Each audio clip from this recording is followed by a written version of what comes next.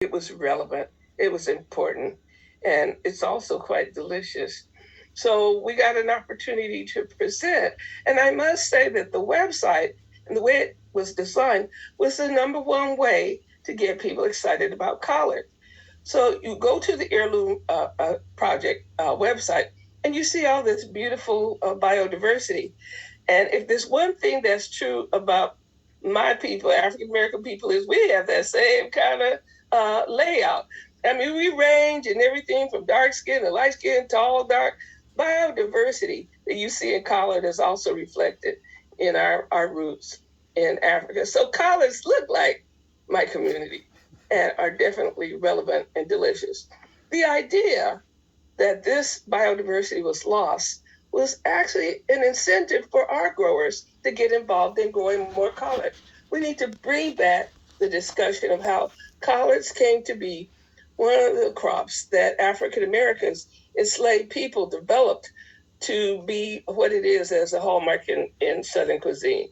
It's truly American and it's truly African American. And I want to thank the scholars who worked on that proved that and continue to make collards important.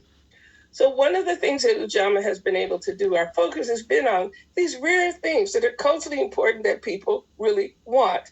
They want to get their hands on things that are meaningful for them. And we want to regain our heritage as agriculturalists. So Ujamaa seeks to reclaim our seed heritage, to steward these seeds, bring them forward, and make them available for future generations. What's better than collards? I'm sorry, collards are the bomb. So as I go out recruiting new growers and new gardeners to work with us, and I always tell them, well, there's a few things we have to raise, and one of them you have to grow is collard. I know probably some of y'all are saying they have to raise collard. Well, yeah, because they also need to raise okra, and they need to raise peas, field peas. You know, black-eyed peas, rice peas. Yes, all of these are major steps in regaining and reclaiming our heritage, along with sorghum and watermelon. Oh, yeah. These are things that every Southerner knows about, but now we can own it. It belongs to us. It gives us an opportunity to learn, to study, and to express ourselves creatively. One of the beauties of the revisioning that we did in Asheville is that I don't know where they found these chefs, but my dear, they came up with some amazing chefs. On the first night we were there, I think we had a 12 or 14 course meal that was collards. And on the second day, it was a 17 course meal with collard greens featured in every one of the courses.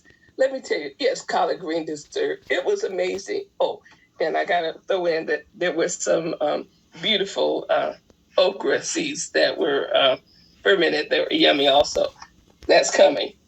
Just letting you know that this is a project that's relevant, it's important. I have new growers that come in every day, and they all want to know, when can we start it? When can we get going collards? So we will be trialing collards all over the country and internationally. Yes, yesterday we had some Jamaicans that came in that are in the mountains, the Blue Mountains of Jamaica, that says we can grow collards here. Collards are a part of our culture. I also talked to the Angolan organization, the Angolan government. I'm working on a project with them, and they've heard that there is a relationship between Lusophone countries, those people that went from Angola to Brazil and to other Portuguese-speaking colonies, that there is a relationship there. So now they're excited to explore their relationship, if there is any, their historical relationship to collard. Everybody wants them. We're going to be eating them. We're going to be trialing them with the Federation of Southern Collectives, and many other organizations around the country are going to get involved.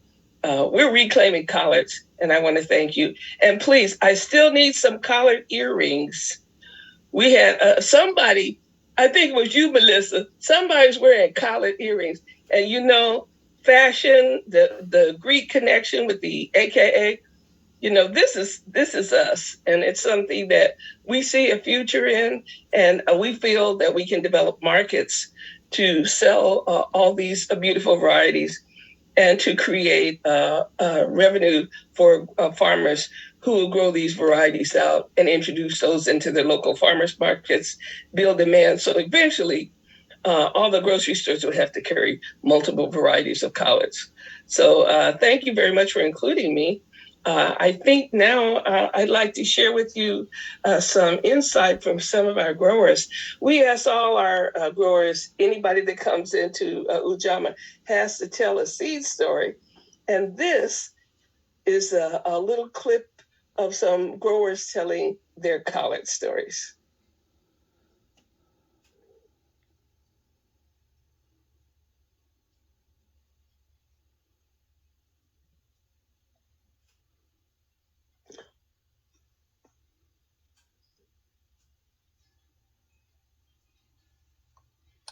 Okay, give me the thumbs up if you see it working. It looks good so far. What do collards mean to me? Collards to me are a reminder of the great women in my family. My grandmothers and great grandmothers cooking, bringing sustenance to our home.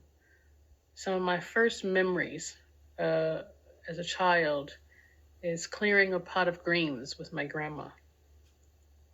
And I thought I was special. We'd sit there and eat a pot of greens and talk for hours. And until it was done, it was gone.